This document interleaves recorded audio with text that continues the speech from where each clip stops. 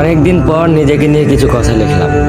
ধ্বংসের দিকে তাকিয়ে মুচকি হাসি দেওয়া অদ্ভুত মানুষ আমি। হয়তো আমি পাগল, হয়তো অনুভূতির ভিতরে কোনো এক গভীর অতল দুঃখ বাসা বেঁধেছে। তবুও নিজেকে জোর করে হাসাতে শিখে গেছি। যেদিন ভেতরটা একবারে ভেঙে গিয়েছিল, সেদিনও বাইরে থেকে এক চিলতে হাসি মুখে নিয়ে সবার সামনে দাঁড়িয়েছিলাম।